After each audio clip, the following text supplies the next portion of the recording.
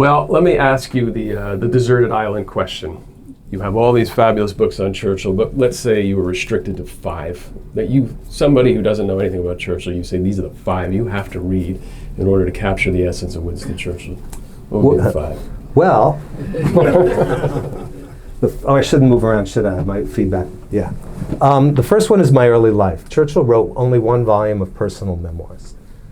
And it's a fabulous book, and it takes him pretty much from birth up to his first election that he wins and enters Parliament.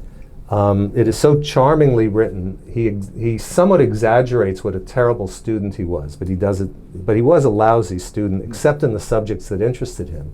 And then he excelled beyond all measure. So it's a terrific book to just get a handle on the person that he was.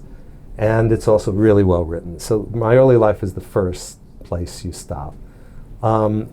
I love Great Contemporaries because it's just all these personality profiles that he wrote for magazines basically in the 30s when he was out of office and needed money.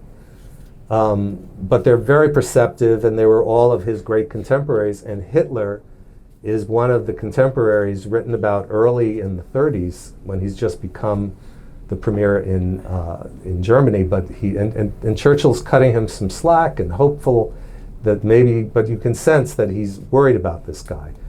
He also, George Bernard Shaw, who Churchill was, I would say they were friends, but Hitler comes off a little better than Shaw in the book. So that's really a fun book to read, and I love the writing.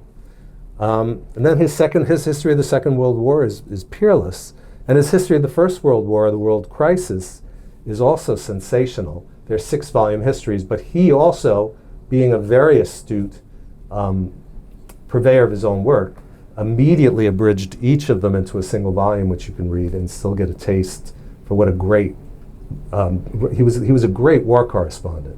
He was fearless on the field of battle. He just believed that he could never be hit by a bullet. He never cared about his own safety, and he had an incredibly focused eye for detail.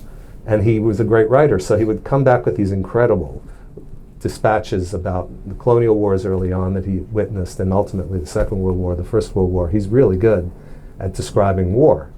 But he's also great in painting as a pastime, which would be the 5th. In writing about his love of painting.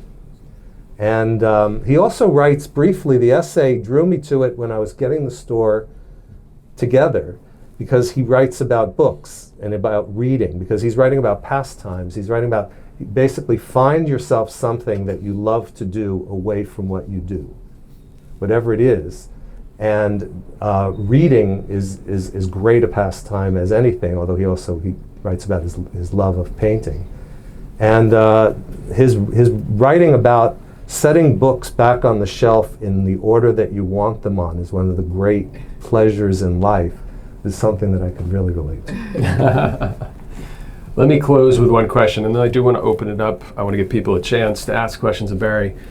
We've talked about the books you would choose. Do you feel any film or even TV movie has ever captured Churchill in a way that resonates with you, or has it always been elusive to Hollywood and others? Well, it's elusive, but Gary Oldman came damn close. And I say that partly because he did some of his research here. And I helped, but not the performance. I mean, what he grasped, that you get Churchill, the thundering tower of strength, physicality, but he grasped that Churchill also was a great big baby. And Churchill used to say, all babies look like me.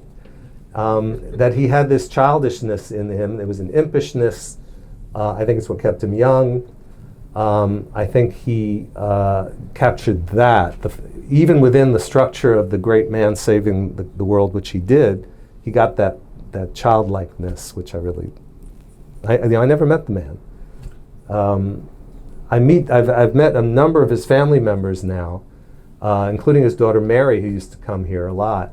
And every once in a while I'll catch something that will come out of them that I think, oh, I bet Churchill was a lot like, that's something that I imagine Churchill would say, or and they all have a charm that is irresistible in their own way. They know how to talk to people, but there's also an impishness. Mary had it.